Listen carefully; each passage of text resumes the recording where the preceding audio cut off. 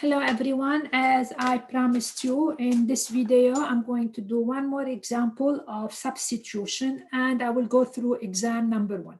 And in another video that will follow, I will do exam 2. So one more problem for substitution. Let us say I have to evaluate the integral from, let us say 0 to 1 of, let's say something like x squared over 4 plus 6 x cubed dx. Okay. All right.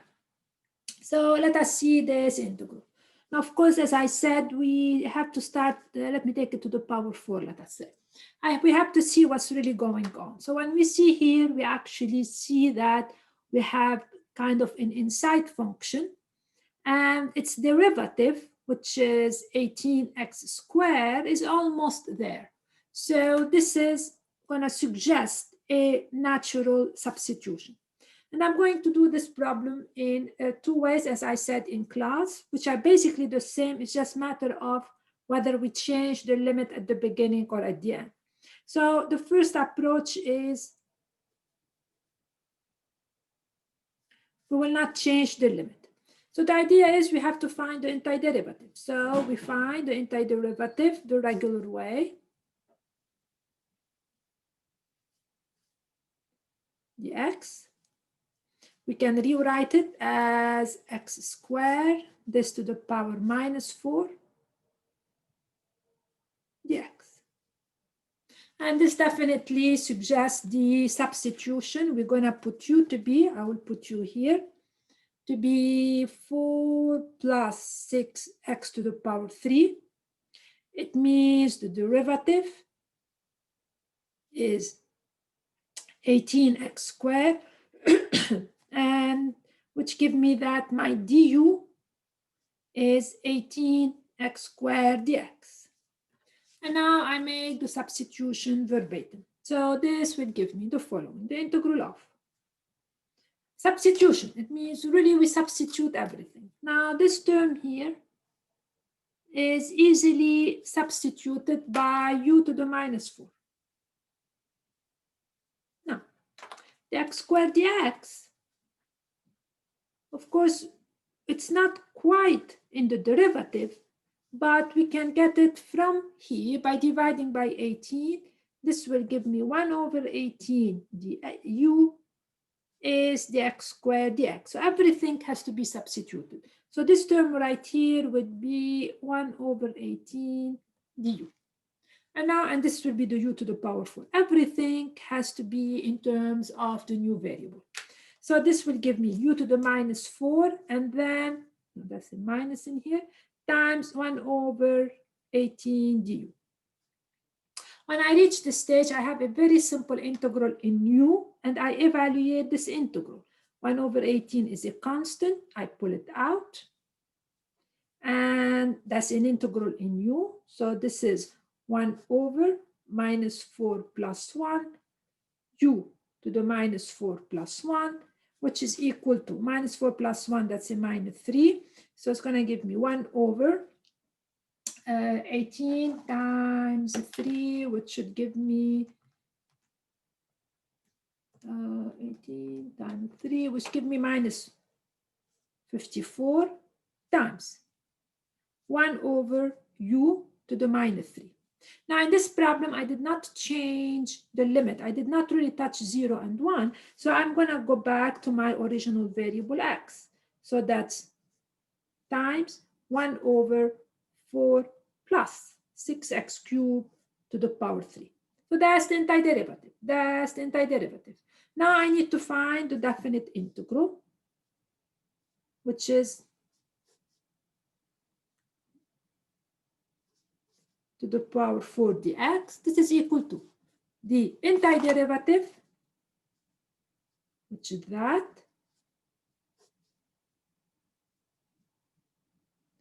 power 3. I go back to x. My limit on the x variable is 0 and 1.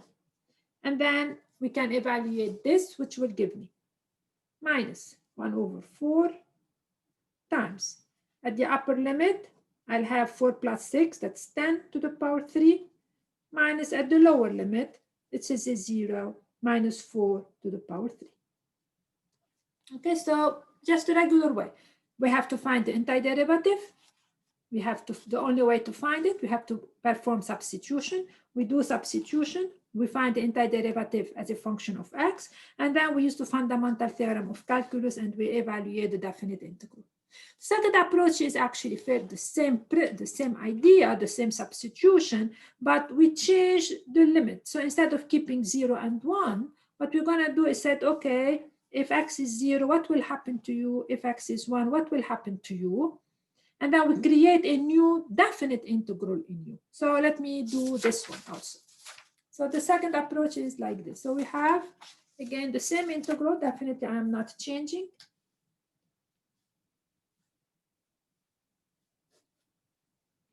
Plus that.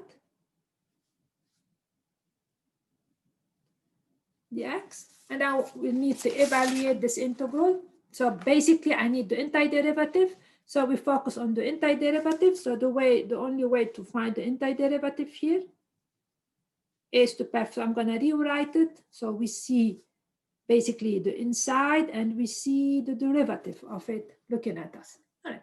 That's simple substitution. So we're going to put U to be, it's exactly like before. The du is the 18x squared dx. The only thing here I said, I'm going to also not only make a substitution for the integrand, I'm going to also substitute the limit themselves.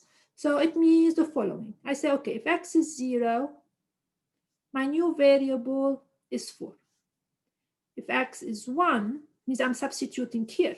That's where I am substituting. X is 1, my new variable is 4 plus 6, which is equal to 10. Now, when I do that, I transform this definite integral in x into a new one in u. So the 0 become a 4, the 1 become a 10, and this is u to the minus 4, and this one here is 1 over 18 du. Now, if I change the limit, I don't have to go back to x. It means at the end, in the previous scenario, I had u, and then I went back to x, and I applied the fundamental theorem here. And my limit was 0 and 1 because those are the limit on x. If I change, and I put my limit on u, if I change the limit, I forget about x, and I don't have to go back to it. So now I have a totally new integral in u. And I evaluate this integral.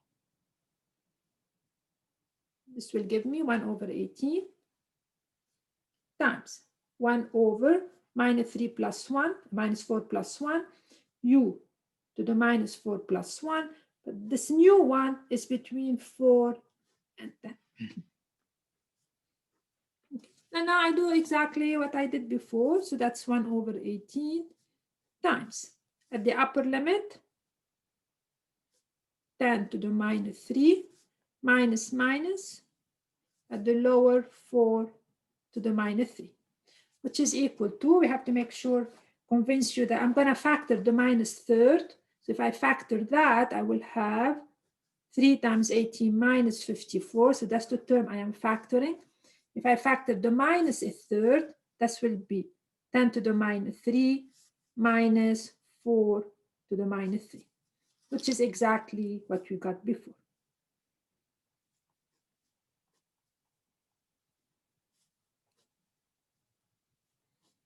And of the problem.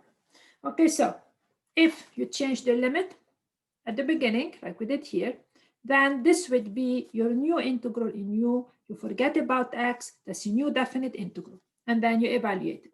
If you didn't change the limit, so you kept here 0 and 1, then you have to go back, after you integrate, you have to go back, of course, you go back to x, because your limit are on the variable x, not on the variable u. All right, so that's just one more example of substitution, and in class tomorrow we will probably do more. Now what I'm going to go is basically review exam number 1, just to help you out.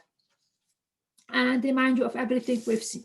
All right, so exam number 1 that I think it should be easy for you by now. The first question was evaluate, or basically find and simplify the expression. Okay, remember this was exam number 1. We're getting credit for those concepts. So this is nothing more than you evaluate. So we evaluate. Means I plug in 2 plus h, sorry, for x. So this will give me 3 times this minus 2 times that plus 1 minus f of 2. Okay, if we evaluate f of 2 here, we get f of 2 equal 3 times 4, it's a 12 minus 4 plus 1, which is going to give me 8 plus 1, it's going to give me a 9. Okay, and then we do the math. So we do basically the simple math and we evaluate this quantity. So just we distribute here, which is going to give me 4 plus 4h plus h squared minus 2 minus 2h plus 1 minus 9. And then I meant minus 4 in here. And then we just do simple. 3 times 4, that's a 12. And the 12 and give me minus 4, which is going to give me an 8. 8 plus 1, that's a 9, minus 9, that will cancel each other out. And then I will be getting 3h squared plus 10h. Okay, so that's a simple computation. Now, question number 2, find the domain of the function. That's always give us difficulties. Now find the domain.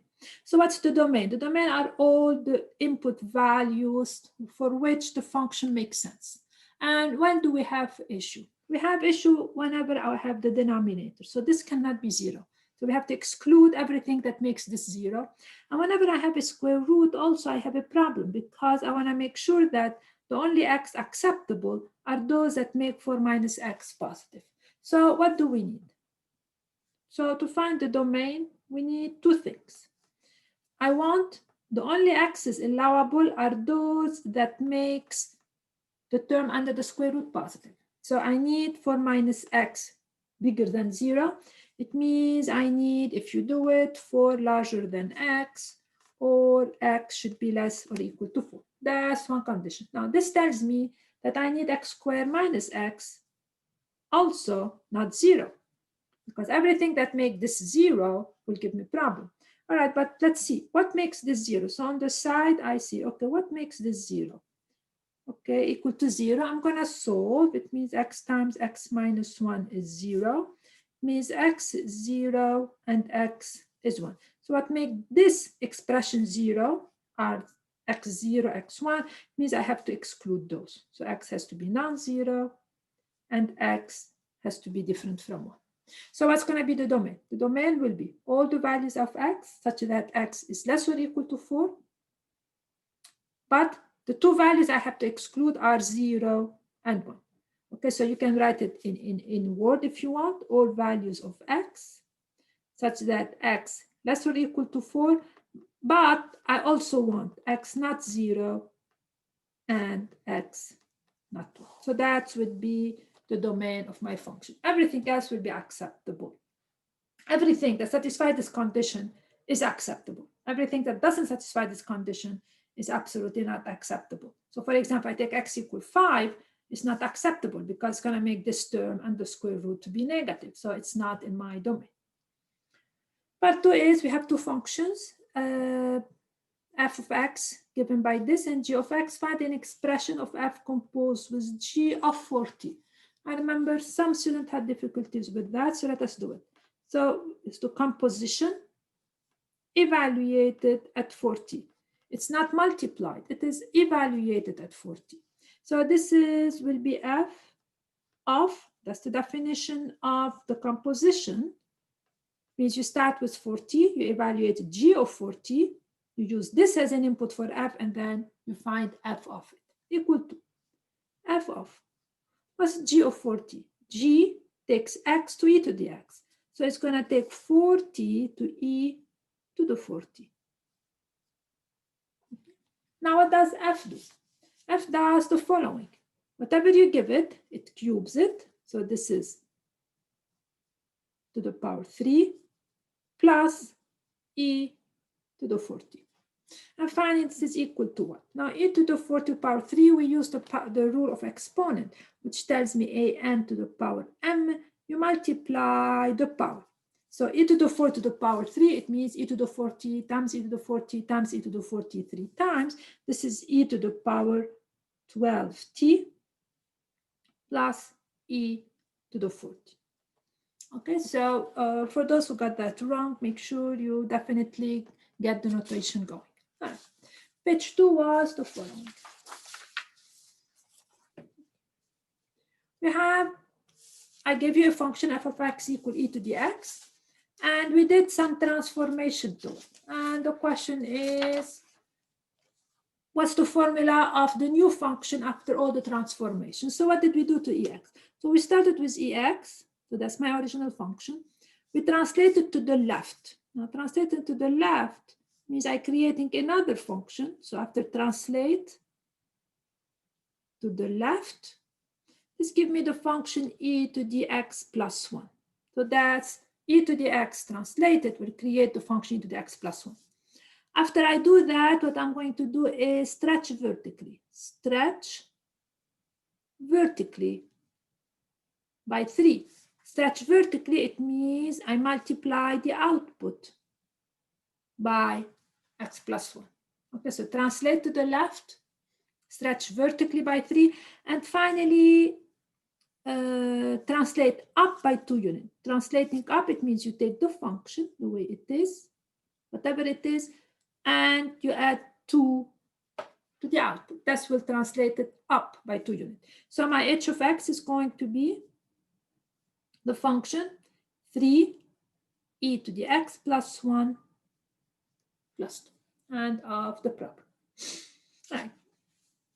Number 5, it has to deal with limit, which are, of course, graphical limits that, again, they are important. So this is a function given by a graph. And the question is, for each of the quantity below, find the limit. If the limit doesn't exist, state y. All right, let's look at that. Limit as x goes to 3. So 1 plus 3. What's the limit? Remember, the limit exists if the limit from the right and the limit from the left are equal to each other, especially graphically. So here, let us watch what happened. When x become close, and remember, when we find the limit, when x goes to 3, I don't care what happened at 3. So what happened exactly at 3 is irrelevant to me. What matters to me is what happened when x become close to 3. That's really what I care about.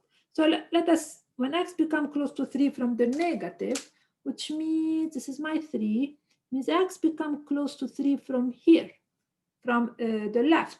What happened to the output? Okay, if we take the output, and if this is definitely minus 2, so when x become close to 3 from the negative, the output are becoming close to minus 2. Now, however, when x become 3 from the positive, it means, or from the right, means I'm looking at those values. This is my 3. I'm asking, okay, when the 3's are here, when the x's are here, what are the f of x? What are the output? And this graph tells me, you know, they are almost 3. So left limit, different from right limit, it means the limit does not exist. So left limit, different from right limit, means limit do not exist.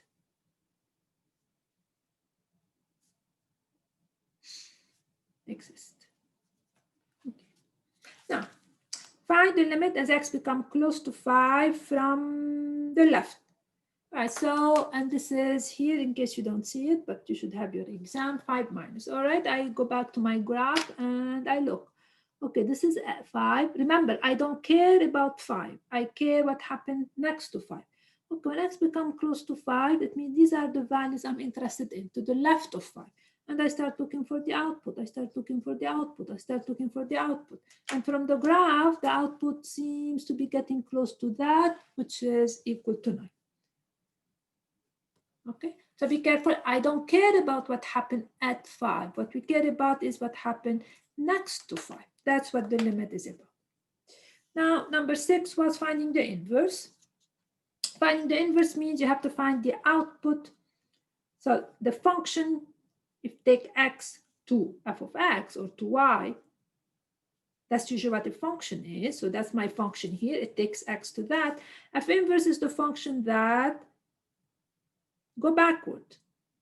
It means if you know the output, F inverse is the function tell you, okay, what should be the input? That's really what it is. So F inverse is the function that goes backward. So you know the output and you're asking yourself, what is the input that's going to take me back to the output? All right, so we have the output, we find the input in terms of the output. So here, how do we do that? We set y to b, that's my output. And we solve for the input in terms of y. Okay. So this becomes a simple equation, so we can solve it. So this is what I know, that's what I am after. I want x in terms of y. So I need to isolate my x. So I take 3 away from both sides. I have a log. The way to get the terms out of the natural log, you take e to the ln of x minus 2 equal e to the minus 3y. E to the ln of anything is the anything back. So this is going to give me x minus 2 e to the 3 minus y. And now I isolate my x. So this will give me that my x is e to the 3 minus y plus 2. So my function f inverse, now in notation, and here you can give me, so you can write f inverse of y equal e to the 3 minus y plus 2. A lot of times students would like to use x as the variable.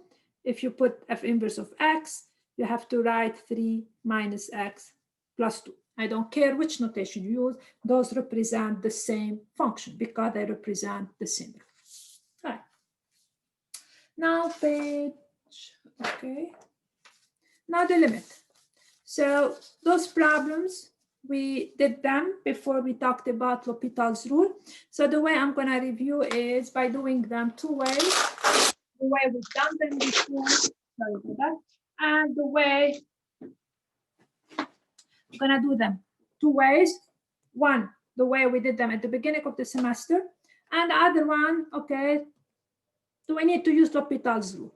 So first, whenever we have limit, we analyze what's really happening. There is nothing, no second. The first thing we analyze. When x becomes close to minus 4, what's happening here? That's going to become 16. 16 minus 8, so this is becoming a 0. I already have a trouble. And when x becomes close to minus 4, that's 16 minus 16. I have also a 0. So we have definitely 0 over 0, which is indeterminate.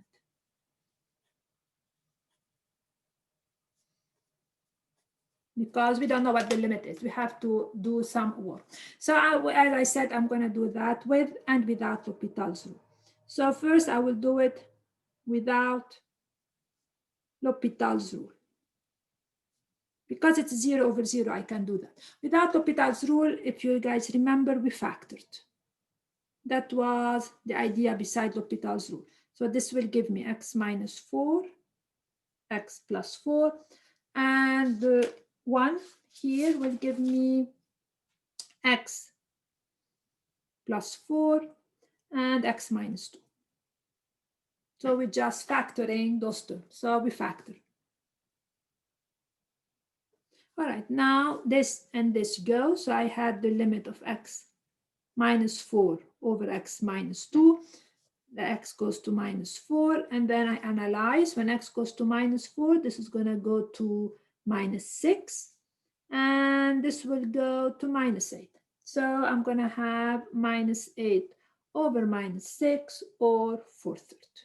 All right, so that's without L'Hopital's rule. Now, because it's 0 over 0, I can use L'Hopital's rule. So now, so it's or. Okay, you can do it either way. Okay, so it's going to give me the limit of the derivative of the numerator, which is 2x, over derivative of the denominator, which is 2x plus 2. Now, as x becomes close to -4, this is going to become -8, and this is going to become -6,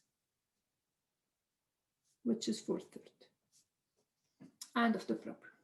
Okay, now B. Again, it's the same way. When x goes to infinity, I analyze.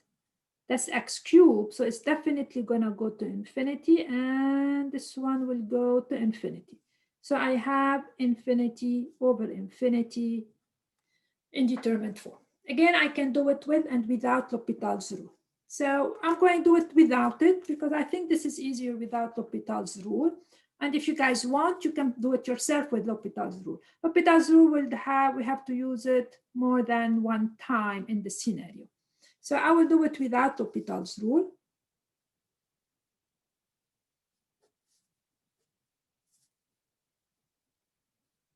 Okay, let us remember how we do those specific type of problem. Those where we do them is we divide by the highest power of x in the denominator. So here the highest power of x is x cubed. So I divide numerator, denominator by x to the power 3. So the numerator and denominator by x to the power 3. And this would give me, and the reason is this will help me to get rid of this scenario. That's the limit of numerator give me a 3. That's give me 2 over x squared minus 1 over x cubed. I will have a 4 in here. I will have 1 over x, and I will have 2 over x cubed. And now when x goes to infinity, this goes to 0, goes to 0. 1 over something very large is very small, and this is 0, which would give me 3 over 4. Okay, so you can do it, or you can do it with L'Hopital's, but I leave you to it yourself.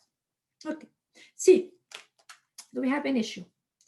C, yes. When x goes to a, this goes to 0, and this goes to 0. So again, we have type 0 over 0, which is indeterminate.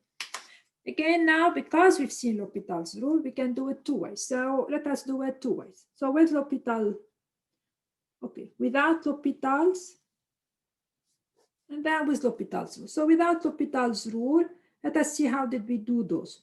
Okay, the way we did them is we find a common denominator here. The common denominator, this is x minus a, I won't change it. A common denominator, which is the product, ax. So I have to multiply this is by x over ax minus a over ax. That's the common denominator. And the reason we do common denominator is to combine numerator. So it's going to give me x minus a over ax, the whole thing over x minus a.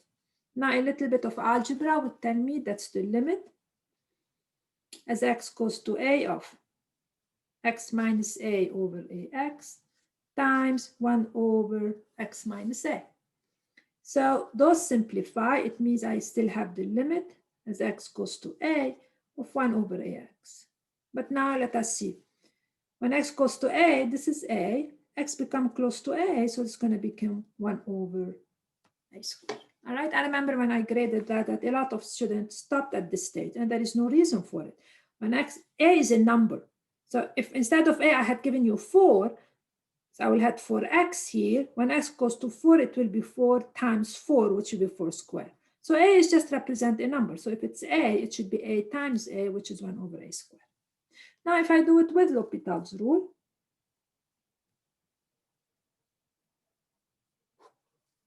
with L'Hopital's rule, I can because I have the right form. So this would become the limit as x goes to a of, okay, the derivative of the numerator. 1 over a is a constant, minus, so it's 0, minus. The derivative of 1 over x is minus 1 over x squared, over derivative of that is x minus a is just 1. So this would give me the limit as x become close to a of minus minus a plus 1 over x squared. which is 1 over a squared. So you can do it either way because now we've learned this rule. Otherwise, at the beginning of the semester, we had to do it this approach. And the reason we had to do that at the beginning of the semester because we didn't know what derivative is. So we have to use some other approach for those problems. So let us finalize those limit problem again. So now here I have the limit as x goes to -1 from the negative. Again, we analyze. We don't jump to rule. We don't start L'Hopital's or anything like that. We analyze. When x becomes close to -1, okay, the denominator is getting close to 0, but my numerator is becoming close to -1, -5. So I don't have an indeterminate form. So this becoming very small. But now here's the question. Is it small positive or small negative? And that's really important at this stage. This should read -1. So x become close to -1 from the negative. It means, so this is -1, means these are the values. X is from here. It means x in your mind is like -1.1, -1.001. So when this happens, when x plus 1, it's gonna come small, absolutely, like -1.1 plus 1, but small negative. So the denominator is gonna become, and x squared is become close to -1. So that's a positive number, and this is a small negative. Okay, so now I have -5. You can think of it as something close to -5 over something which is very small but negative. So this is going to give me large but positive large. And it's going to be equal to plus infinity. Okay. Now the last limit problem is the following. Okay. Limit as x goes to infinity of this expression. Again, analyze. When x goes to infinity, this goes to infinity. And my numerator, of course, goes to infinity. So type infinity over infinity. Okay. Now this problem, if I try L'Hopital's rule, I guess I want you guys to try it yourself. You realize that it's kind of going in a circle. It won't really get us very far. So try it. Don't just trust me. So we're going to use without L'Hopital's rule. And the idea here is like the idea for those type of problems. Okay, we take x to the largest power in the denominator, and we divide numerator and denominator by x to the largest power in the denominator. So here, the largest power is x, so we're going to divide numerator, denominator by x. Okay, so we do that. So it's going to give me the denominator is 6x over x plus 1 over x. That's easy. And the numerator, it means I'm going to have 9x squared plus 1 divided by x. But now I have the square root. And I have really a mess here. To compensate that, what we're going to do is we're going to make the square root larger. So we're going to change, and I'm going to put a 2 in here.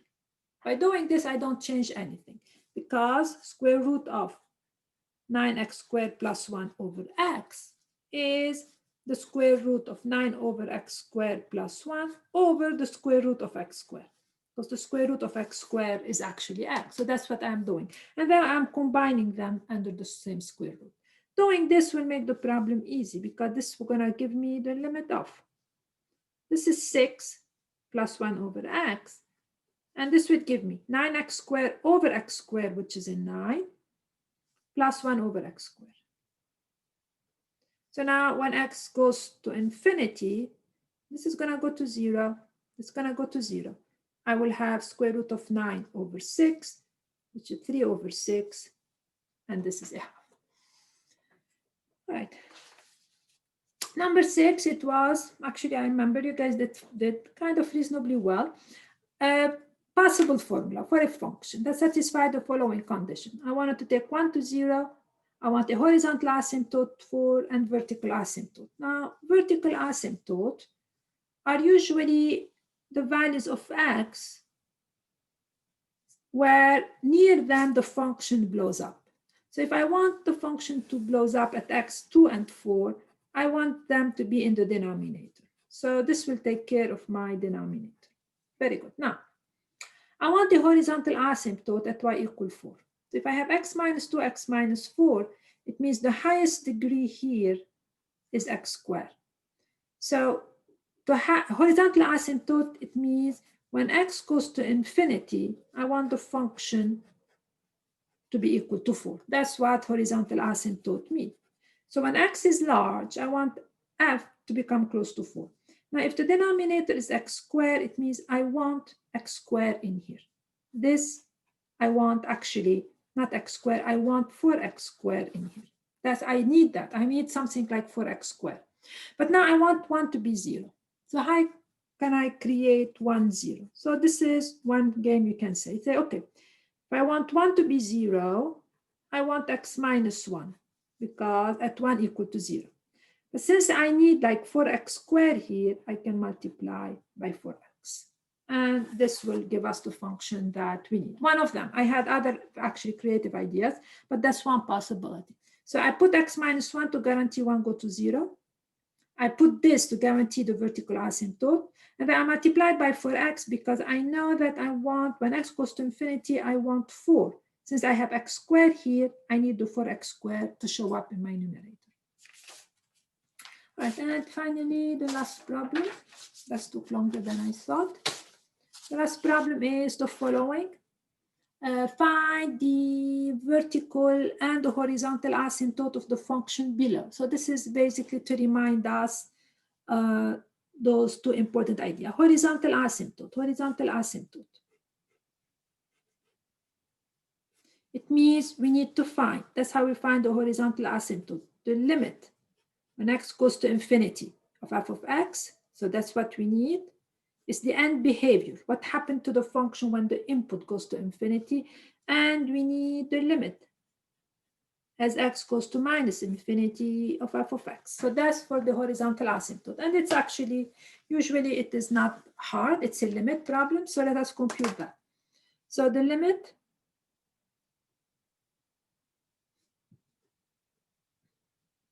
equal limit as x goes to infinity of 1 over that.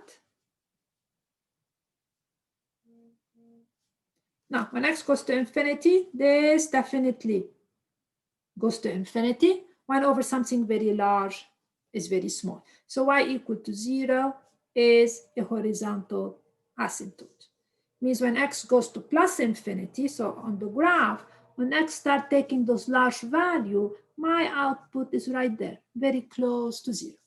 Okay. Now, when x goes to minus infinity, again, it's the same idea. It will goes to 0 because it's 1 over, this term goes to infinity, 1 over something large goes to 0. So y equal to 0 is a horizontal asymptote. It means whether x goes to plus infinity or to minus infinity, my output is hanging somewhere in here, very, very close to 0. Now, vertical asymptote. Vertical asymptote, they usually occur when the denominator is 0. And then we make sure that really that's what happened. So the vertical asymptote, we set the denominator equal to 0 and we check, is the function is actually going to infinity near this point. So the candidates are, the denominator is 0. So x minus 1, x plus 2 equal to 0. It means x equal to 1 and x equal minus 2. These are the candidates. And now I check for each one of them. Does the function, what happened to the function near 1? Because I even asked you study the behavior near the asymptote. So it means I need to find when x becomes close to 1, what happened to the function. And here we need two limits. We need when x becomes close to 1 from the negative and from x goes to 1 from the positive. So let us see. This is x minus 1 and x plus 2. Now let us analyze. When x becomes close to 1, so that's my 1. From the negative, it means x taking value a little bit less than 1. So you're thinking about 0.99. So x minus 1, x plus 2 become close to 3. X minus 1 is going to be small, but the question is it small positive or is small negative? Basically, in your mind, it's 0.99 minus 1. So that's the small negative. So I have 1 over something very small, but negatively small. That's going to give me minus infinity. So we definitely have an asymptote at 1. So x equal to 1 is definitely a vertical asymptote because the function does blow up here. I have to do the same when x goes to 1 from the positive.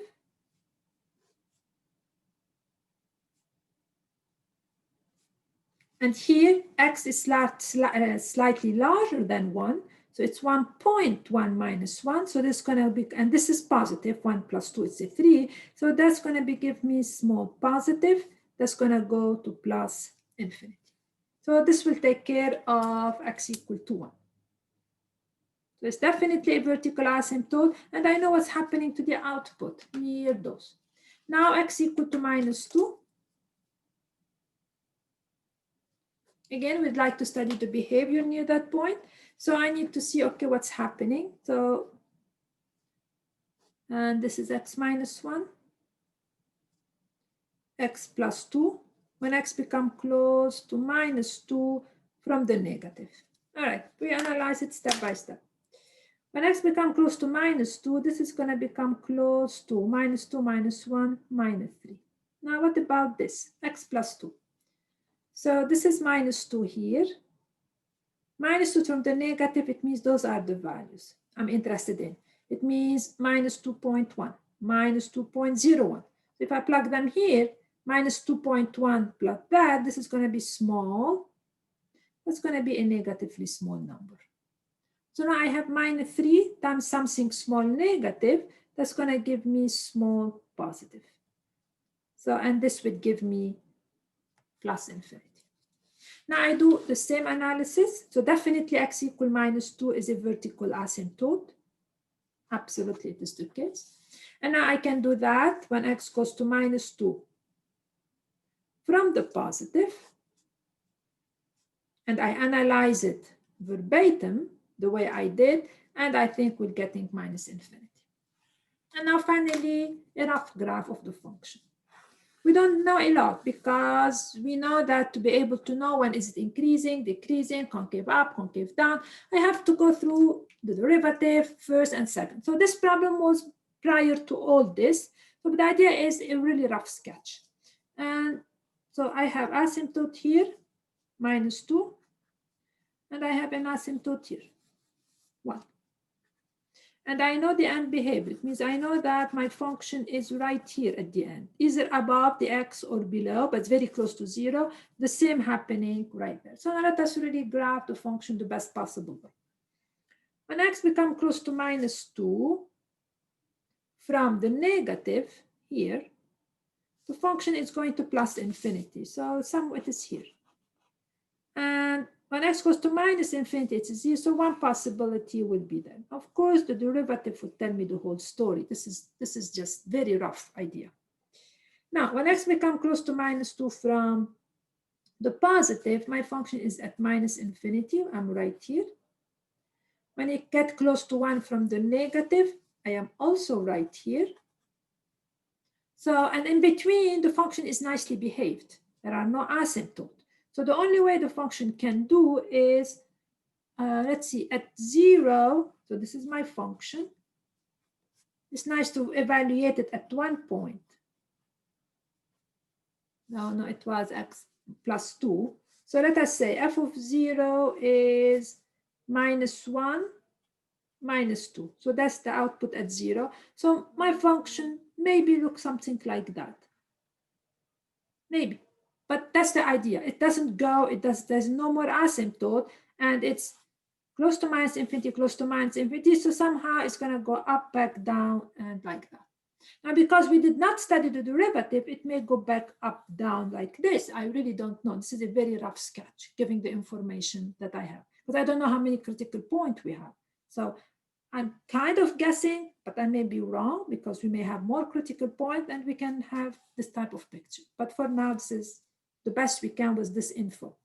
And finally, I keep analyzing from the positive, that's plus infinity, and then it's heading towards 0 because that's what I have my asymptotes. Okay, so that was a quick review for the exam 1. I strongly encourage you to just go over it yourself and make sure you get it all correct. In another recording, I will do exam number 2.